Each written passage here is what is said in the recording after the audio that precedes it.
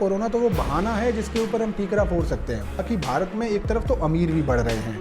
हमारे जो अंबानी जी हैं, टच वुड, पता नहीं कोरोना सबके लिए महामारी होगा, आई एम श्योर, लेकिन अंबानी जी एशिया के सबसे बड़े और सबसे अमीर आदमी हो गए इस कोरोना के दौरान ही। ये वही स्मृति ईरानी जी हैं, ट्विटर पे अंताक्षरी खेल रही थी और उस टाइम पे जो टेंडर आगे जाने चाहिए थे पीपी किट के, वो डिले हो रहे थे। हमारे गृह मंत्री जी 15 दिन उस टाइम पे एम्स में भर्ती रहे हैं जब 3 जगह पे बहुत बड़े काम हो रहे थे, जब कोरोना इतना आगे बढ़ रहा था और पूरा देश देख रहा था कि गृह मंत्रालय से क्या निर्देश आएगा, और उस समय गृह मंत्री जी थे ही नहीं। तो आप भी ये सवाल नहीं पूछ सकते उनसे कि एक शेर था जो शहर में निकल आया, तो हमने उस शेर को पकड़ के पिंजरे में डालने की बजाय हमने पूरे शहर से कह दिया कि आप लोग घरों में रहिए क्योंकि बाहर शेर है। कि धर्म वो चीज़ है जो आपको उस आदमी से नफरत करना सिखाता है जिससे आप ना कभी मिले ना जानते हैं, जिसने आपका ना कभी कुछ बिगाड़ा है। तो यहाँ पे एक बड़ा आसान तरीका है कि मुस्लिमों को का नाम दे दिया गया, तबलीगी जमात का नाम दे दिया गया। सबसे बड़ी गलती यहाँ पे उस मीडिया की है, और इनफैक्ट मैं कहता हूँ हमारी भी है कि हमने कोई एक सिस्टम नहीं बनाया, एक रूल नहीं बनाया है जहाँ पे लोगों की जवाबदेही हो। गडरिया जब भेड़ें चराने निकलता है तो एक मालिक होता है, 4 जर्मन शेफर्ड कुत्ते होते हैं और सैकड़ों भेड़ें होती हैं। तो अभी भारत का सिनारियो ये हो गया है कि जो जनता है वो भेड़ें हैं, ये मीडिया चैनल्स जो हैं ये जर्मन शेफर्ड कुत्ते हैं, ये मीडिया चैनल्स जो हैं ये जर्मन शेफर्ड कुत्ते हैं, ये मीडिया चैनल्स जो हैं ये जर्मन शेफर्ड कुत्ते हैं, और जो पीछे जो लोग मालिक बैठे हुए हैं वो आपको पता है वो कौन लोग हैं।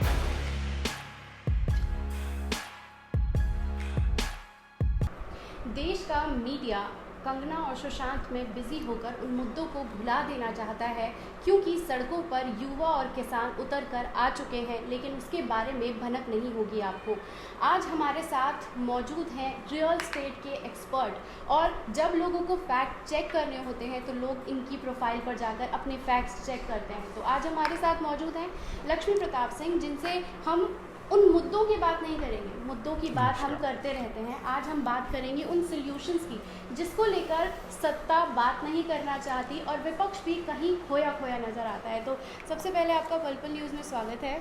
बहुत शुक्रिया, बहुत नमस्कार, बहुत आभार कि आपने बुलाया और आपसे और आपके व्यूअर्स से मुखातिब होने का मौका दिया। सो बहुत बहुत शुक्रिया इसके लिए। आज मेरा पहला सवाल आपसे ये है कि सड़कों पर युवा हैं और उसी के साथ साथ किसान भी सड़कों पर है, लेकिन सत्ता की बात करें तो सत्ता उसके लिए सुध नहीं लेना चाहती, लेकिन मन की बात में हम उनकी बात सुनते हुए ज़रूर दिखाई देते हैं, सुनाई देता है, लेकिन रोड मैप की अगर बात करें तो वो कहीं भी नज़र नहीं आता। तो मैं आपसे समझने की कोशिश करूँगी, युवा और किसान सड़कों पर है लेकिन कुछ नहीं हो रहा है, कैसे देखते हैं आप इसे? देखिए, सबसे पहले आज की डेट में जो प्रॉब्लम चल रही हैं ये कोई एक दिन की आई हुई प्रॉब्लम नहीं है।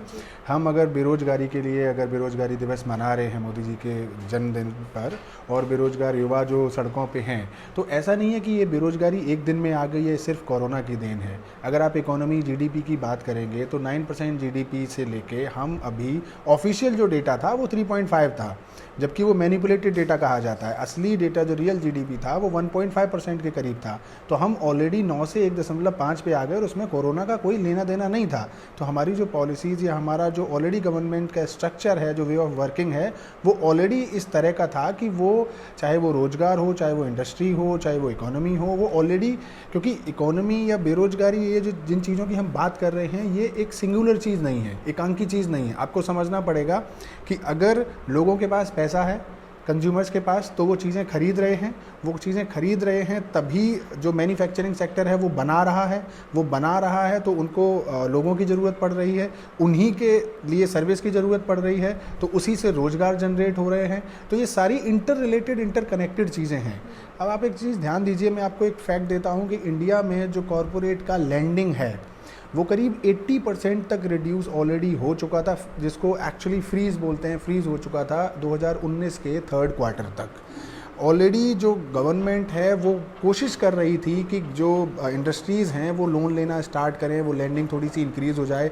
इसीलिए आप ध्यान देंगे कि जो जब ये आत्मनिर्भर पैकेज और इन सब की घोषणा हुई, ज़्यादातर फोकस जो था वो लोन्स पे था कि इस तरह से हम लोगों को लोन देंगे, इस तरह से हम आम इंडिविजुअल व्यक्तियों को लोन देंगे, इस तरह से हम उद्योगपतियों को लोन देंगे, ज़्यादातर फोकस इस पे था। उसका कारण ये है कि हमारे पास ऑलरेडी अब हम उस लेवल तक आ गए। कोरोना तो वो लास्ट पुश है, कोरोना तो वो बहाना है जिसके ऊपर हम ठीकरा फोड़ सकते हैं, लेकिन जो पॉलिसीज़ हैं, ये डेडलॉक्स जो हैं वो हमने धीरे धीरे धीरे बनाए हैं।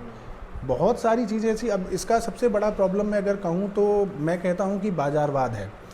लोगों को एक चीज़ समझना ज़रूरी है कि बाजार और बाजारवाद में थोड़ा सा कंफ्यूज ना हो। बाजार हमेशा से हर देश में रहे हैं, हर सभ्यता में, हर आइडियोलॉजी में रहते हैं, लेकिन बाजारवाद गलत चीज़ है। एक देश में किसी एक पर्टिकुलर सेक्टर में जब 2-4 घराने जो कैपिटलिस्ट घराने हैं, जब वही सारी चीज़ें रूल करने लगते हैं, तब प्रॉब्लम आना शुरू होती है। एक एग्जांपल के लिए आप टेलीकॉम इंडस्ट्री ले लीजिए। रिलायंस जियो आता है, मोदी जी उसका एडवर्टाइजमेंट करते हैं। आप मध्य प्रदेश का देखेंगे तो रिलायंस के ज़्यादातर टावर्स जो थे वो सरकारी ज़मीनों पे लगे थे।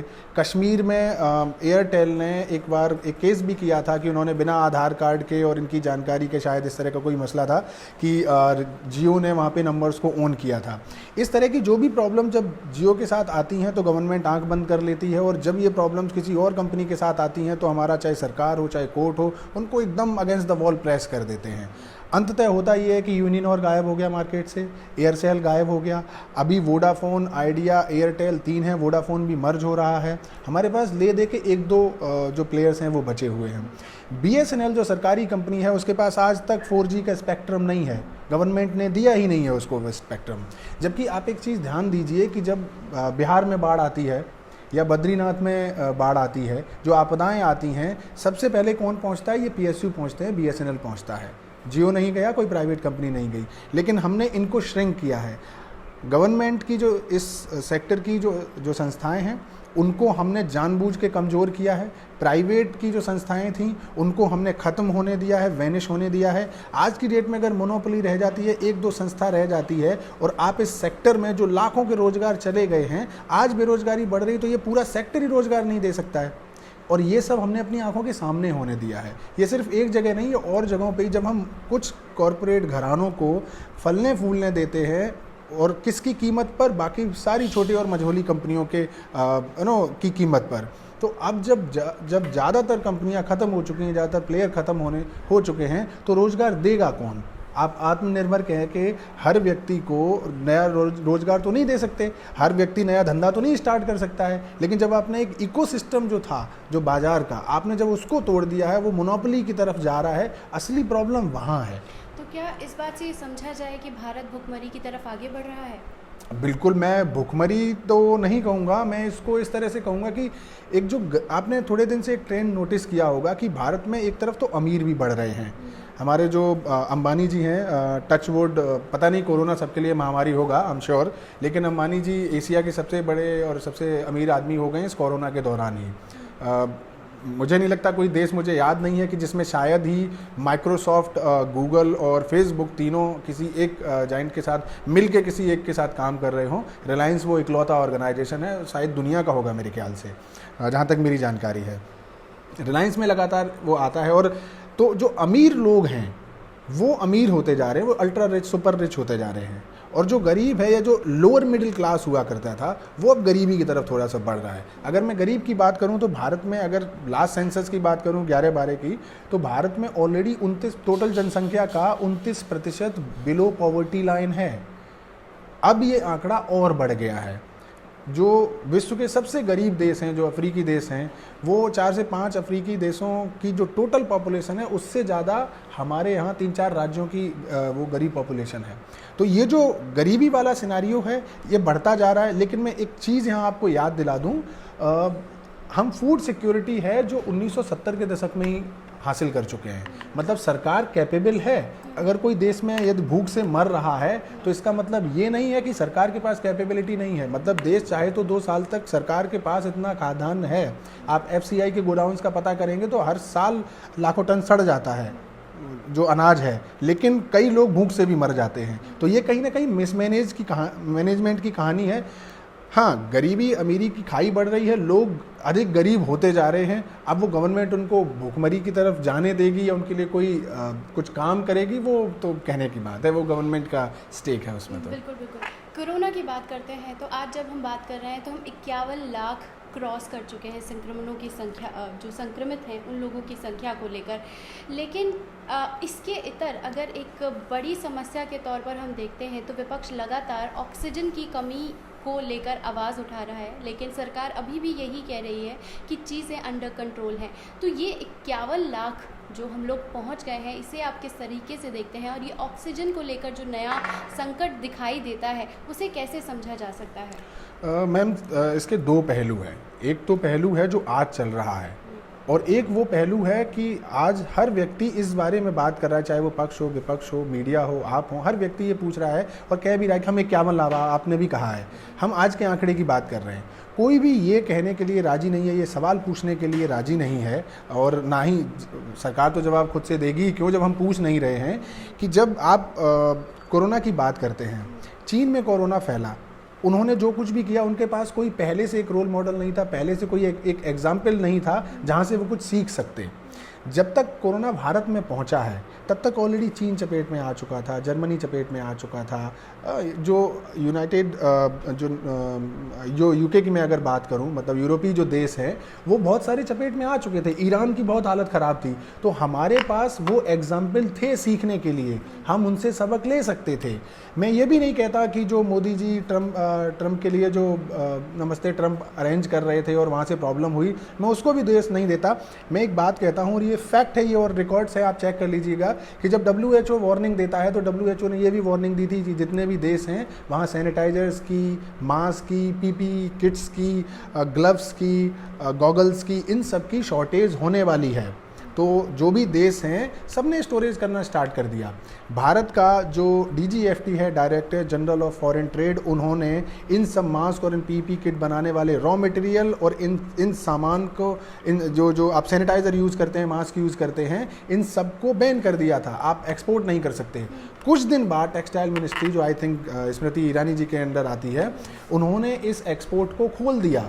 जर्मनी, स्पेन, ये देश उस समय भंडारण कर रहे थे क्योंकि उनको लग रहा था कि फ्यूचर में प्रॉब्लम होगी। इसलिए आप ध्यान दीजिए, जब कोरोना स्टार्ट हुआ था भारत में तो सैनिटाइजर और मास्क आपको भी शायद नहीं मिले होंगे, शॉर्टेज हो गई थी, क्योंकि हमने अपने यहाँ से एक्सपोर्ट ओपन कर दिया था, खोल दिया था। आप सोचिए कि जब पूरे वर्ल्ड में प्रॉब्लम हो रही है, हमें इनके लिए तब स्टेप्स लेने चाहिए थे, तब हमने स्टेप्स नहीं लिए थे। ध्यान दीजिएगा, ये वही स्मृति ईरानी जी हैं, ट्विटर पे अंताक्षरी खेल रही थी, और उस टाइम पे जो टेंडर आगे जाने चाहिए थे PPE किट के, वो डिले हो रहे थे, और इसके लिए कोई सवाल वहाँ पे नहीं पूछना चाह रहा। अब हम आज की बात कर रहे हैं कि 51 लाख हो गए हैं। देश के पास, सरकार के पास एक मशीनरी है, पैसा है, गवर्नमेंट के पास अपनी खुद की भी ऑर्गेनाइजेशंस हैं जो इस फील्ड में काम करते हैं, उसके अलावा टेंडर भी दे सकते हैं। आप ये देखिए कि क्या हमारी इंटेंशन है, क्या हमारी गवर्नमेंट की इंटेंशन है इस बारे में कुछ काम करने की।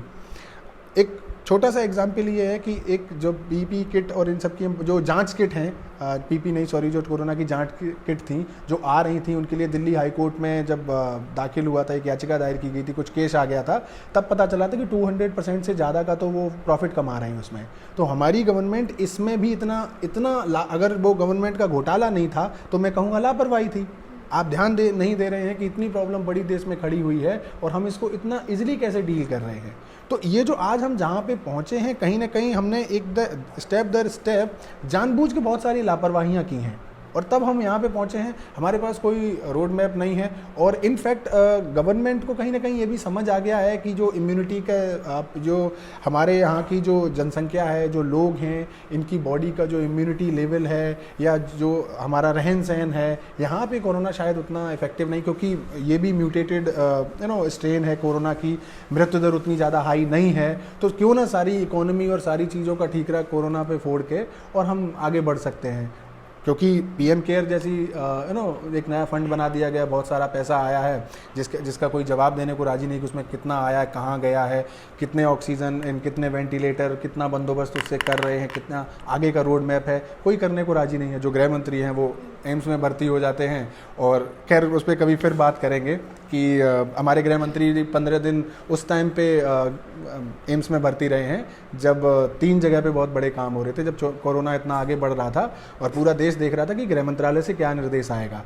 और उस समय गृह मंत्री जी थे ही नहीं, तो आप भी ये सवाल नहीं पूछ सकते उनसे, तो खैर वो अलग बात है। लेकिन इसी पर अगर हम आपने कहा कि आज हम 51 लाख की बात कर रहे हैं, अब हम शुरू दौर में चलते हैं जहां पर कोरोना अचानक से मुसलमान हो गया था और उसको लेकर जो पूरा सिनेरियो खड़ा हुआ था, मैंने जितना भी सोशल मीडिया को समझा, you are the first person जिसने इन चीज़ों को लेकर सवाल उठाया था। तो उस टाइम जब कोरोना मुसलमान हो गया था, आज क्या 51 लाख होने पर भी वही स्थितियों को सरकार उसी तरह से डील करने वाली है या कर रही है? इसमें सबसे बड़ी चीज़ ये है कि जैसे ही कोरोना की शुरुआत हुई थी, जी। इनफैक्ट ये गवर्नमेंट का एक तरीका है, इस गवर्नमेंट का, आई एम सॉरी टू से दिस, कि यहाँ पे लोग इमेज के बारे में ज़्यादा कॉन्शियस हैं बजाय पॉलिसी या आउटकम के। कोरोना जैसे ही स्टार्ट हुआ है, सबसे पहले फोकस किया गया कि उनको भी पता था कि जितनी प्रॉब्लम वो क्रिएट कर, जितनी लापरवाहियाँ वो कर चुके हैं, 1.5 लाख लोग जो हैं वो टोटल बाहर से आए हैं। 105-103 के करीब मेरे ख्याल से जो फ़्लाइट्स हैं वो बाहर से आई। आप चेक कीजिएगा, इंडिया टुडे की एक रिपोर्ट है, कोरोना का जो लॉकडाउन लगा है उससे ठीक एक हफ्ते पहले, एक हफ्ते के बीच में 100 से ज़्यादा प्राइवेट फ़्लाइट्स आई हैं और आपने उनको जाने दिया है। आप चाहते तो उनको क्वारंटाइन करते, एयरपोर्ट से ही आप टेस्ट करते हो, सभी को 14 दिन के लिए क्वारंटाइन कर सकते थे। ये एक वो बात हो गई कि एक शेर था जो शहर में निकल आया, तो हमने उस शेर को पकड़ के पिंजरे में डालने की बजाय हमने पूरे शहर से कह दिया कि आप लोग घरों में रहिए क्योंकि बाहर शेर है।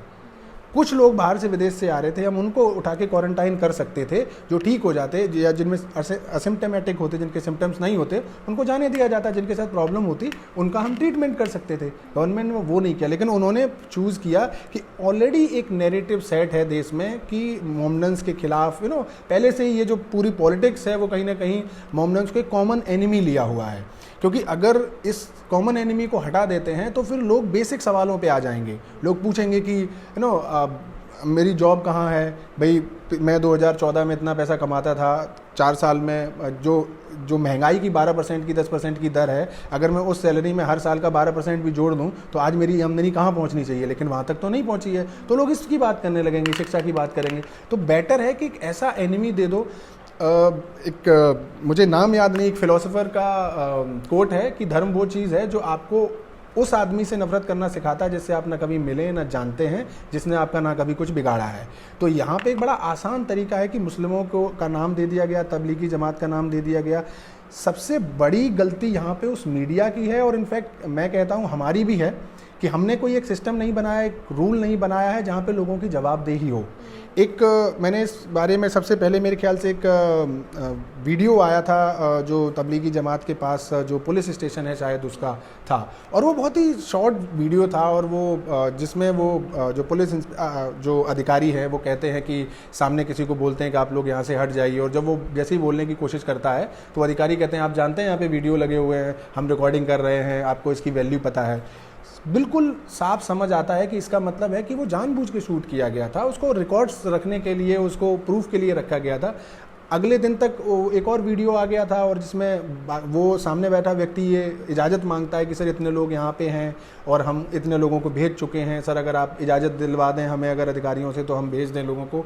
मैं ये नहीं जानता कि उसमें से कितना कौन सही है, ये भी नहीं कहता कि वो 100% सही थे या गलत थे, बट मैं ये ज़रूर जानता हूँ कि ये जो पूरी इन्फॉर्मेशन है अगर आप उसको कट करके एक छोटा सा पार्ट दिखाते हैं और आप एक व्यक्ति पे सारा ब्लेम डाल देते हैं तो वो सही नहीं है। हम कहीं ना कहीं इस पूरे मामले में हम as a person, as a citizen of India, हम सब जिम्मेदार हैं। गृह मंत्री के अंदर आती है दिल्ली पुलिस, जो नेशनल सिक्योरिटी एडवाइज़र हैं अजीत डोभाल जी हैं, उनके हाथ में इतनी सारी चीज़ें, कोई उनको आतंकवादी कह रहा है, कोई जिहादी कह रहा है, कोई कोरोना जिहादी, ये तो मीडिया चैनल्स ने बोला है। अगर इतना सारा, इतने लोग हैं, बोला कि ये किसी और मिशनरी काम से आए थे लेकिन यहाँ कुछ और कर रहे थे, हमारी खुफिया एजेंसियाँ क्या कर रही थी? इतना बड़ा जमावड़ा अगर दिल्ली में था, अगर आपको लगता है कि ये कानूनी रूप से सही नहीं था तो आप क्या कर रहे थे? आप ये नहीं कह सकते। हमने आपको चुना क्यों है, हमने सरकार को क्यों चुना है, हमने ये जो गृह मंत्री हैं आपको क्यों चुना है, ये जो ऑफिसर्स हैं वहाँ पे बैठे हुए हैं आपको पता है, ये भी सबको पता है कि जहाँ से उनकी दीवार से दीवार मिली हुई है, उस जो वो मस्जिद थी, आई थिंक उस मस्जिद और पुलिस स्टेशन में ज़्यादा फ़र्क नहीं है। आप वहीं रहते हैं और हर व्यक्ति की एंट्री होती है और उसकी जानकारी वहाँ पर जाती है। इतनी सारी चीज़ें होने के बाद भी आप कहते हैं कितना बड़ा जमावड़ा था और आप उन पर दोष डालना चाहते हैं। हमारे देश की क्या, फिर कहते हैं कि जो मौलाना साद या जो भी उनका नाम है, उनके बारे में बात करते हैं, तो हमारी खुफिया एजेंसियां जो हैं वो इतनी कमज़ोर हैं क्या कि अगर वो अरेस्ट करना चाहती हैं तो कर नहीं पाई। उसका कारण ये है कि कुछ दिन बाद और जानकारियां सामने निकल के आती हैं, पता चलती है, एक और क्लिप निकल के आई है कि इतने दिन से जो फ़ोटो दिखा रहे हैं वो फ़ोटो मौलाना साहब की है ही नहीं। फिर थोड़े दिन बाद एक और खुलासा होता है, शायद मेरे ख्याल से इंडियन एक्सप्रेस की एक खबर थी कि वो जो वॉइस क्लिपिंग चला रहे हैं वो सही नहीं है। एक्चुअली वो वहाँ के किसी भी डिटेल में मिली नहीं है, किसी भी लैपटॉप किसी भी तरह से, मतलब उसकी पुष्टि नहीं हो सकी है। अब आप मुझे एक बात बताइए कि जब कोरोना देश में फैल रहा था 28 दिन तक हम सिर्फ तबलीगी जमात के बारे में बात कर रहे थे और सवाल पूछ रहे थे, कोई भी ये नहीं पूछना चाहता था कि पीपी किट की क्या बंदोबस्त है, डॉक्टर्स अगर मर जाएंगे तो क्या उनको मार्टायर का दिया जाएगा दर्जा या नहीं दिया जाएगा। अभी मेरे ख्याल से स्वास्थ्य मंत्री हर्षवर्धन सिंह का बयान है कि स्वास्थ्य कर्मियों का मरे हुए स्वास्थ्य कर्मियों का, मृत स्वास्थ्य कर्मियों का कोई भी डाटा नहीं है। आप ये बताइए कि स्टार्टिंग में ही क्या ये नहीं क्लियर हो जाना चाहिए था कि अगर कोई भी स्वास्थ्यकर्मी मरता है हम इतना मुआवजा देंगे या उसको नौकरी देंगे या उसको हम मार्टायर का दर्जा देंगे, शहीद का दर्जा देंगे। इन सब पे बात करने की बजाय हम 20 दिन 28 दिन तक सिर्फ एक जमात को, एक धर्म को बेसिकली टारगेट कर रहे थे, ताकि एक जो पॉलिटिकल आइडियोलॉजी है गवर्नमेंट में जो पार्टी है उसकी, ताकि वो फुलफिल हो सके। तो ये कहीं ना कहीं हमने हमने पॉलिटिसाइज किया है, कोरोना का भी पॉलिटिकल माइलेज लेने की कोशिश की है, ये तो बिल्कुल एविडेंट है, ये तो मानना पड़ेगा। बिल्कुल। अब हम लौट आते हैं बिहार चुनाव की तरफ। बिहार चुनाव पर बात करना इस वक्त इसीलिए ज़रूरी हो जाता है कि महाराष्ट्र को हम टारगेट करके सुशांत सिंह पर तो बात कर रहे हैं और सुशांत सिंह को हमने बिहार से जोड़ दिया है। बिहार में बाढ़ है, बेरोज़गारी है और तमाम ऐसे मुद्दे खड़े हैं जिस पर बात होनी चाहिए, लेकिन हमारी सरकार इंसाफ सिर्फ सुशांत सिंह को दिलाकर बिहार जीतना चाहती है। तो ये जो पूरा सिनेरियो तैयार किया गया है, इसे आप किस तरह से देखते हैं? सबसे पहली चीज़ तो ये है कि अभी एक कृति शनोन, आई थिंक एक एक्ट्रेस और हैं, उनका रिसेंट अभी एक ट्वीट आया है, शायद बयान आया है कि now it is not about you, it is about them. बहुत छोटा सा उन्होंने नोट दिया है, वो बट पूरा सिनारियो एक्सप्लेन करता है कि अब ये सुशांत सिंह राजपूत के लिए नहीं है, अब ये और लोगों के लिए है। अब लोग एजेंडेबाजी कर रहे हैं, लोग पॉलिटिकल माइलेज ले रहे हैं। इनफैक्ट जब शुरुआत के 10 दिन भी नहीं, मैं कहूँगा 5-7 दिन के बाद इस पे जितनी भी बात हुई है वो सब पॉलिटिकल हो चुकी है। अगर रिया चक्रवर्ती या महेश भट्ट या पहले आप इस चीज़ को भी आप थोड़ा सा गौर अगर स्क्रूटनाइज करके देखेंगे, सबसे पहले सलमान खान पे भी आरोप लग गए, उसके बाद करण जौहर पे, उसके बाद भट्ट फैमिली पे, मतलब जितने भी बड़े कैंप्स हैं उन सब पे इस तरह के आरोप लगा दिए गए। अभी उसके बाद अब महाराष्ट्र सरकार पे लगाया जा रहा है। क्या फडणवीस या जो पुराने वाले जो सरकार थी भाजपा की, क्या उस टाइम पे ड्रग्स नहीं होते थे मुंबई में? क्या ये पहली बार हुआ है? क्या जो प्रमोद महाजन जो हैं, जब उनके फादर की जो उनका जो बेटा राहुल महाजन है, क्या कोकीन के नशे में नहीं पकड़ा गया था? क्या दिल्ली में उसकी फ़ोटो आपको मिल जाएंगी कि 2 पुलिस कांस्टेबल उसको उठा के कंधे पे रख के लेकर आ रहे हैं? क्या वो कोकीन, मुझे ज़रा बताइए उसका पेडलर कौन था? क्या आज तक जांच हुई है? अटल बिहारी जी को बाहर आके कहना पड़ा था कि बच्चों से गलती हो जाती है या उस तरह का उन्होंने कवर अप किया था। अटल बिहारी जी को वापस आना पड़ा था, जबकि वो तो छोड़ के चले गए थे राजनीति। क्या उसका हमने पेडलर की पता करने की कोशिश की? उसको हमने बहुत माइलेज दिया, उसका तो हमने स्वयंवर भी करवाया। लेकिन आज अगर यहाँ पे बात होती है तो ऐसा लग रहा है कि जैसे भारत में किसी ने पहली बार ड्रग लिया हो। मैं ये नहीं कहता ड्रग लेना सही बात है या इसके बारे में जांच नहीं होनी चाहिए, बिल्कुल होनी चाहिए, लेकिन उसके लिए ऑलरेडी आपके पास नारकोटिक्स डिपार्टमेंट है, आपका 24/7 12 महीने यही काम है कि आप ये कीजिए। क्या एक बड़ा एक्टर जब इसका शिकार होता है तब जाके आप इसके बारे में आपको ध्यान आता है कि देश में ड्रग्स की प्रॉब्लम है? जब हज़ारों लाखों लोग लड़के मर रहे हैं, जवान लड़के मर रहे हैं, तब आपको ध्यान नहीं आता है?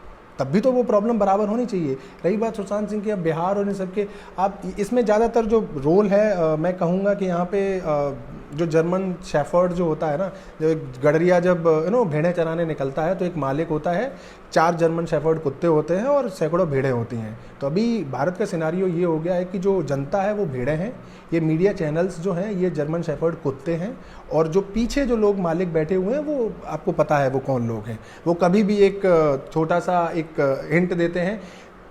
सुशांत सिंह राजपूत एक फ्लैट में उनकी डेथ हुई है, जो फॉरेंसिक रिपोर्ट्स उनकी जो आ सकती हैं या जो सीबीआई के लोग उसमें हैं, एक कैमरे, उनकी फ्लैट्स के बाहर कैमरे वगैरह जो लगे हुए थे, जो एविडेंसेस हैं, जो इस फील्ड के एक्सपर्ट लोग हैं वो आपको बता देंगे कि इसके एविडेंसेस कहाँ तक स्ट्रेच हो सकते हैं और कहाँ तक कंक्लूजन्स जा सकती हैं, कहाँ तक केस बन सकता है। उसके बाद भी अब जो पुलिस पे हमला हो रहा है या महाराष्ट्र की सरकार पे, मैंने एक दिन देखा कि सुशांत के केस में जीता बिहार हारा महाराष्ट्र, एक कोई बड़ा चैनल है उसके मैंने हेडलाइन देखी।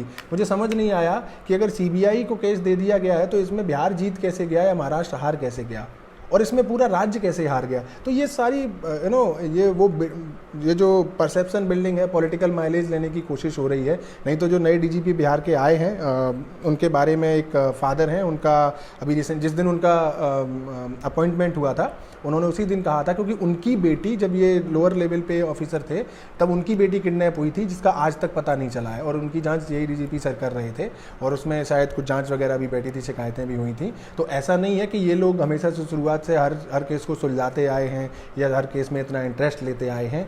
अभी प्रॉब्लम ये है कि चाहे वो बिहार हो या उत्तर प्रदेश हो, ये हिंदी भाषी जो हिंदी पट्टी वाले देश हैं, एक जो प्रदेश हैं, इनकी सबसे बड़ी प्रॉब्लम ये है कि इसमें बहुत बड़ी जो जनसंख्या है तो ओबीसी की, है तो SC ST की, है तो माइनॉरिटी की भी, लेकिन इनको अपनी इन सब चीज़ों के मुद्दों की बात करने की बजाय वो आज भी जय श्री राम पसंद करते हैं। जय श्री राम कहने में बुराई नहीं है, मैं भी रुद्राक्ष पहनता हूँ, लेकिन आपका कभी भी धर्म जो है ना वो आपके बेसिक से आगे नहीं चला जाना चाहिए। आपके घर में जो बच्चे हैं, घर में जो फैमिली है, उनकी जो बेसिक नीड्स हैं, अगर आप उनसे आगे इन चीज़ों को रख देंगे, किसी एक आदमी को पूजने लगेंगे या आप किसी पॉलिटिकल पार्टी को फेवर करते हैं तो उसको फेवरेटिज्म, अगर आपके घर की, आपके परिवार की, आपकी जो बेसिक नीड्स हैं, जो फंडामेंटल राइट्स हैं, आप वो तक अवेल नहीं कर पा रहे हो, तो सर आपको अभी धर्म की ज़रूरत नहीं है। पहले आप इस लायक बनिए कि तब धर्म को आप आगे जाके पूछ लेना, ठीक है। तो प्रॉब्लम यहाँ पे वो सब आ रही है। बिहार की खास तौर से बात करूँ तो ऑब्वियसली उनको पॉलिटिकल माइलेज चाहिए और जर्मन शेफर्ड हैं, वो लगातार भौंक रहे हैं और हम सब कंज्यूम कर रहे हैं।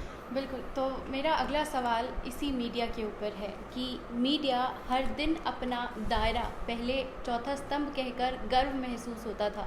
पहले हम हर वो बात करते थे जहाँ पर मीडिया की तारीफ़ें होती थी, लेकिन अब जो दायरा गिरता हुआ नज़र आ रहा है उसे आप किस तरह से देखते हैं? क्योंकि 180 देशों में हम 142 पर खिसक कर आ चुके हैं, तो कैसे देखते हैं आप इसे? इसमें कहीं ना कहीं हमारा देश या हम खुद कहीं ना कहीं थोड़े से जिम्मेदार हैं, क्योंकि हम सिर्फ एक्चुअली अगर हम सिर्फ भाजपा को अगर इसका दोष दें या कांग्रेस को दोष दें तो 100% वो गलत नहीं है, क्योंकि जो सरकार होती है, सरकार एक फ़ैसला गलत लेती है और जनता से उसका रिएक्शन अगर बहुत तीखा आता है तो सरकार समझ जाती है, अगला गलत फ़ैसला नहीं लेती है। लेकिन वो एक फ़ैसला लेती है और जनता में बहुत वेलकमिंग सा नोट अगर उसको मिलता है, वेव मिलती है, तो फिर वो सरकार उस तरह के फैसले लेती जाती है।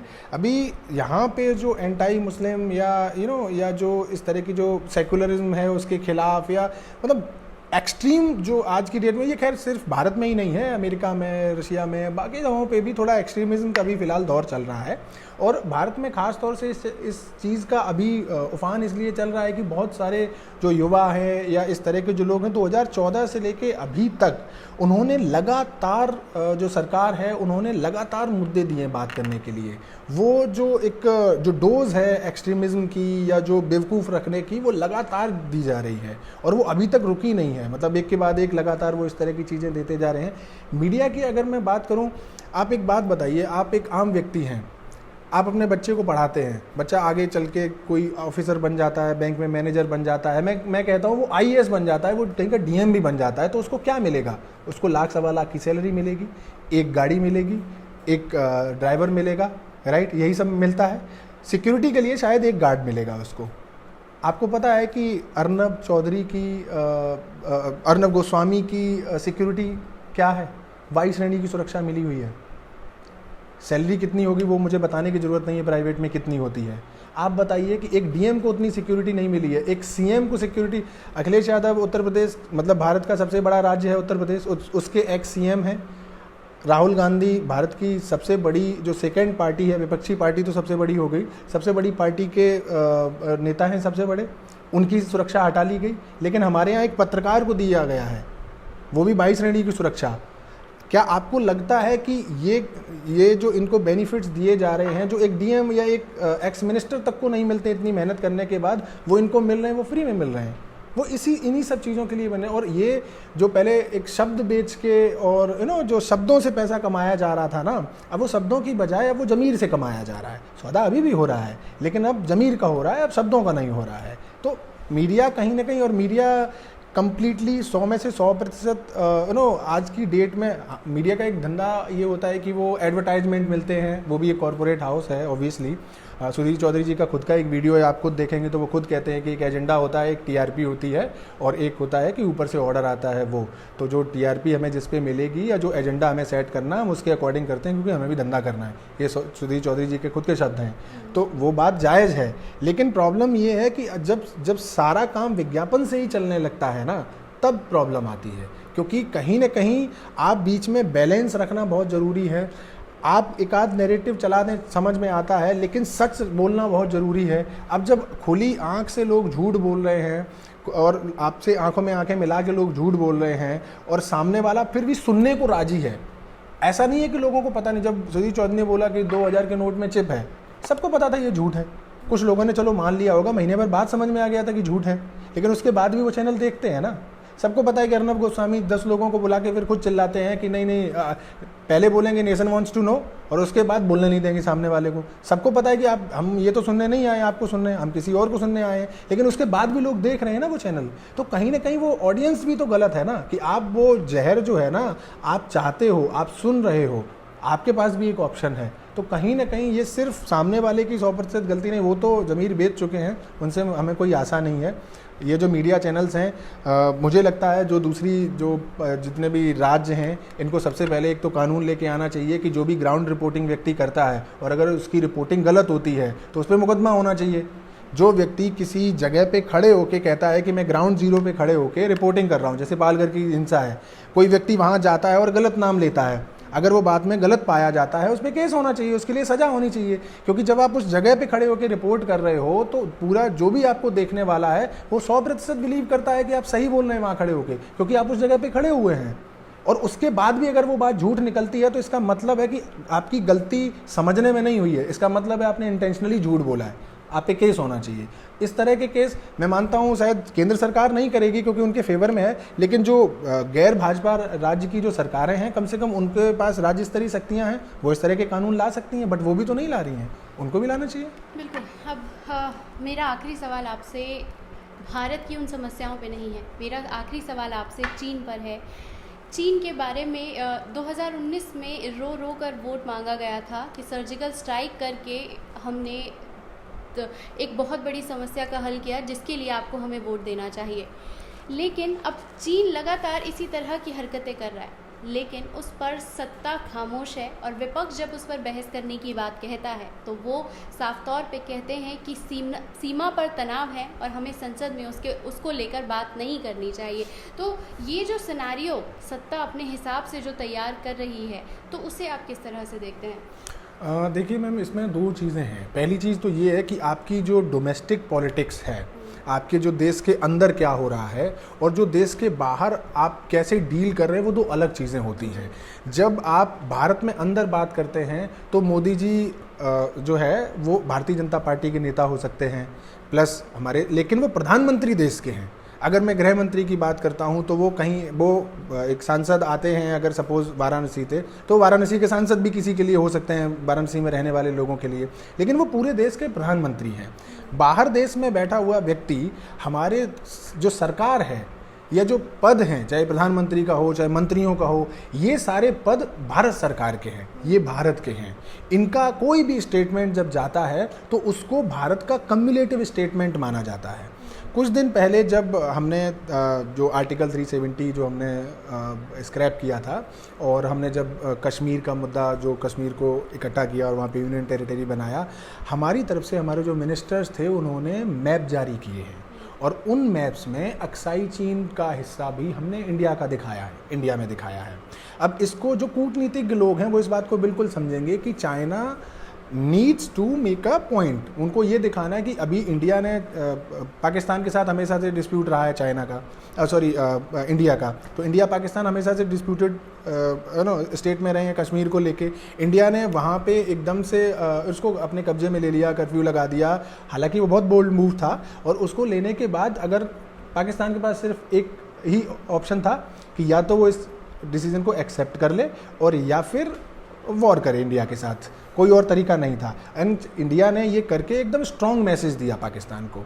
लेकिन अगर वो मैप दिखाते हैं और वो अक्साई चीन को भी दिखा देते हैं वो हिस्सा कश्मीर का जो चाइना ने ऑक्यूपाई कर रखा है, अगर हम उसको भी इंडिया में दिखा रहे हैं और हमारा जब मिनिस्टर अगर वो मैप अगर ट्वीट कर रहे हैं उसको संज्ञान में लिया जाएगा, क्योंकि एक मिनिस्टर जो है वो सरकार की बॉडी होता है। सरकार होती क्या, मिनिस्टर्स का ही एक समूह होता है, तो वो भारत सरकार का ऑफिशियल स्टेटमेंट की तरह से, ऑफिशियल इंफॉर्मेशन की तरह से उसको लिया जाएगा।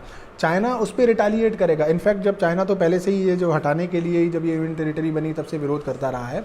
अब उसके बाद एक चीज़ ये होती है कि चाइना आगे बढ़ता है, हम उसको हम मतलब भारत की सरकार और स्पेशली प्रधानमंत्री जी, मैं इसमें बिल्कुल उनका नाम लूँगा कि उन्होंने इस चीज़ को और अपनी इमेज को ज़्यादा प्रेफरेंस दिया है। आपने पिछले दिनों ध्यान दिया हो कि शायद मेरे ख्याल से मार्च अप्रैल की बात है जब चाइना ने अग्रेशन किया था, हमारे कुछ 76 जवान थे जो शायद घायल भी हुए थे, शायद कोई मरा नहीं था बट शायद घायल हुए थे जहाँ तक मेरी जानकारी है।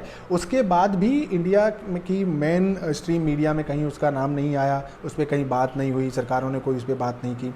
उसके बाद जो अभी हम जिस चीज़ पे बात कर रहे हैं और मोदी जी का बयान आया कि चीन अंदर कहीं आया ही नहीं है, इवन दो टसल हुए हैं उनके साथ, जो वहाँ पे एग्रेशन होता है तो आपस में टकराव जो होते हैं सेनाओं के बीच में वो हुए हैं। हालांकि इंडिया और चीन के बीच में जो LAC है, लाइन ऑफ कंट्रोल है, उसका अरेंजमेंट अलग है। 1993 में एक एग्रीमेंट हुआ था जो 1996 में फाइनलाइज हुआ था, जिसके तहत ये कानून मतलब नियम है, दोनों के बीच में अंडरस्टैंडिंग है इंडिया चाइना के बीच में कि शस्त्र नहीं यूज़ करेंगे, हथियार यूज़ नहीं करेंगे, गोली नहीं चलाएंगे। तो इसीलिए आपने ध्यान दिया होगा कि वो जो डंडे में कीलें वगैरह लगा के यूज़ किया गया था, तो ऐसे टसल होते रहे हैं। लेकिन अभी वो 2 जगहों पे थे, अभी वो उन जगहों पे आके उन्होंने अग्रेशन किया है जहाँ पे इंडिया चाइना का पहले कभी डिस्प्यूट था ही नहीं। आज हम जिसकी बात कर रहे हैं, हम पोंगोंग लेक की बात कर रहे हैं। उस लेक पे आप अगर ध्यान देंगे, मेरे कई दोस्त हैं जो वहाँ पे घूम के आए हैं, वो एक ऐसा एरिया था, वहाँ पे चाइनीज़ तो बहुत दूर दूर तक नहीं थे, वहाँ पे दोस्तों की फ़ोटो हैं चाइनीज जो पोंगोंग लेक है उसके पास में। अभी प्रॉब्लम ये आ रही है कि वहाँ पे ऑलरेडी उसके जो अपर पार्ट है वहाँ तक चाइना आ चुका है। लेटेस्ट न्यूज़ है कि उन्होंने 50 बटालियन ऑलरेडी डिप्लॉय कर दी हैं, हालांकि इंडिया ने भी अपनी बटालियंस काउंटर पार्ट में डिप्लॉय की हैं। लेकिन अब हम ऑलरेडी उस सिचुएशन में आ चुके हैं, एग्रीवेट हो चुकी है सिचुएशन। लेकिन अभी तक तो हम राजी नहीं थे इस चीज़ को मानने के लिए, क्योंकि मोदी जी कहीं ना कहीं या हमारे जो प्रधानमंत्री हैं वो ये दिखाने की कोशिश कर रहे थे कि नहीं चाइना ने कुछ नहीं किया है, वो कहीं अंदर नहीं आया है, हम इंटैक्ट हैं। वो एक झूठी शान वाला जो चीज़ है ना, हम आपकी आइडियोलॉजी को, हम किसी पार्टी की आइडियोलॉजी को सपोर्ट करते हैं या नहीं, हम मतलब देश का हर नागरिक हो सकता है कि किसी पार्टी से, उसकी विचारधारा से सहमत ना होता हो, लेकिन अगर किसी पड़ोसी मुल्क से अगर इस तरह की बात कोई होगी, हर जात, हर धर्म, हर आइडियोलॉजी का व्यक्ति, देश की सरकार देश के साथ खड़ा होगा। वहाँ आपको झूठी शान की ज़रूरत नहीं है, आप यूनाइट होके कर सकते हैं। जिस तरह से आप PM केयर के लिए चंदा मांग सकते हैं ना पूरे देश से, उसी तरह से आप ये भी अपील कर सकते हैं कि चाइना अग्रेशन कर रहा है, we need all of you support. आप ये कर सकते हैं। आप गहने मांगने के लिए तो कह सकते हैं कि हमारी माताओं बहनाओं ने युद्ध में गहने दिए, जब चंदा मांगने की बारी आती है तो मोदी जी इतनी बड़ी झोली फैला देते हैं। लेकिन जब एक्चुअल में कुछ करने की बात आती है तब मोदी जी कभी कलेक्टिव नहीं होते हैं, कभी सर्वदलीय समय जो सारे दलों की बैठक नहीं बुलाते हैं, तब सारे दलों को इकट्ठा बैठ के बात नहीं करके राजी होते हैं। लेकिन जब चंदा मांगने की बारी आती है तब मोदी जी PM केयर के लिए अलग ट्रस्ट बना के और हर व्यक्ति से चंदा मांग देते हैं। चाइना के साथ हमें एक तो पहले ये समझ लीजिए, उसका कारण ये है कि मोदी जी कह क्यों नहीं रहे, या इन सब पे जो 2 बातें क्यों हो रही हैं, विपक्ष नहीं कह रहा है या ये बात नहीं करना चाहते हैं। क्योंकि सबसे पहली चीज़ आप समझ लीजिए कि मोदी जी की कूटनीति फेल हुई है। अभी तक मीडिया और हर जगह आपको बताया जाता था कि मोदी जी का डंका बज रहा है दुनिया में, भारत की इज्जत बढ़ गई है। मोदी जी ने, मुझे शायद ही कोई देश ऐसा होगा जो जिसका उनको नाम आता होगा और उन्होंने विजिट नहीं किया होगा, शायद ही है। लेकिन इतने विजिट करने के बाद भी आपके पड़ोसी मुल्कों से देश, आपके रिश्ते कैसे हैं? ये बहुत ज़रूरी है। किसी बड़े आदमी ने कहा है कि आप अपने पड़ोसी चूज़ नहीं कर सकते, घर वाले ही चूज़ कर लें। तो पाकिस्तान के साथ हमारा टसल पहले से ही है, चाइना के साथ हमारा इशू लगातार है, हम ऑलरेडी ऑलमोस्ट वॉर की सिचुएशन में शायद आ गए हैं। बांग्लादेश के साथ जो रोहिंग्या और वो इशू था, हमने और एनआरसी के मामले में भी जब मोदी जी की वहाँ यात्रा हुई है तो मोदी जी के खिलाफ वहाँ पे पोस्टर्स वगैरह दिखाए गए हैं बाकायदा। श्रीलंका का हम्बनटोटा पोर्ट था, वो ऑलरेडी अभी चाइना डेवलप कर रहा है, तो हमारे उनसे भी कोई बहुत खास अच्छे रिलेशनशिप नहीं है। हमारे जो पड़ोसी मुल्क हैं, हमने उनके साथ अपनी दोस्ती अच्छी नहीं रखी है। जो दूर के मुल्क हैं, हम अमेरिका की जो यात्राएं कर रहे हैं, रशिया की यात्रा कर रहे हैं, हम मंगोलिया जा रहे हैं, मंगोलिया को 10 बिलियन डॉलर की क्रेडिट लाइन दे के आए हैं। हालांकि अंबानी का और अडानी का वहाँ पे पावर प्रोजेक्ट लग रहा है, उसको शायद फ़ायदा होगा, लेकिन भारत को फ़ायदा नहीं हो रहा है इन सब चीज़ों से। पहले तो ये चीज़ क्लियर हो रही है, कितना सब कुछ करने के बाद मोदी जी की कूटनीति फेल हो रही है। दूसरी चीज़ ये है कि उनको ये मानना पड़ेगा कि हाँ, हम यहाँ पे कहीं ना कहीं हमसे चूक हुई है, कहीं ना कहीं हमने ध्यान नहीं दिया है, या हमने वो नेसेसरी स्टेप्स नहीं लिए हैं जो लेने चाहिए थे। चाइना के साथ मोदी जी ने मेरे ख्याल से ये पहले प्रधानमंत्री होंगे जिन्होंने चाइना की इतनी यात्राएं की होंगी, और जिन पे भारत भी आए हैं। तो एक जो शो कर रहे थे कि नहीं, वो हर देश का राष्ट्रपति प्रधानमंत्री मेरा दोस्त है, माई फ्रेंड, वो डोलान, और फिर उसके बाद बराक ओबामा से तो तू तड़ाक में बात करते हैं मोदी जी। तो एक जो ऐसा ऑरा उन्होंने क्रिएट किया था, सबसे पहले मानना पड़ेगा कि ऐसा नहीं है। चीन के साथ ऐसे रिलेशनशिप्स नहीं हैं। जितना जो दिखावा किया गया है वो कहीं ना कहीं झूठा है। वो थोड़ा सा उनकी इमेज को थोड़ा सा कहीं ना कहीं धक्का लगेगा। और ये सरकार, खास तौर से मोदी जी, काम से ज़्यादा इमेज की चिंता करते हैं। बिल्कुल। तो हमारे साथ मौजूद थे लक्ष्मी प्रताप सिंह, जिन्होंने उन समस्याओं के बारे में बात की जिसके बारे में सत्ता बात नहीं करना चाहती। मीडिया कंगना सुशांत में फंसा देना चाहता है, तो हमारे प्रिय मोदी जी आपको ताली थाली में कहीं उलझाकर सारे मुद्दों को खो देना चाहते हैं। तो हम ऐसे ही तमाम मुद्दों को लेकर आपके सामने जुड़ते रहेंगे, उन पर बात करते रहेंगे, क्योंकि हम समझते हैं कि इन मुद्दों पर बात होना बहुत ज़रूरी है। शुक्रिया।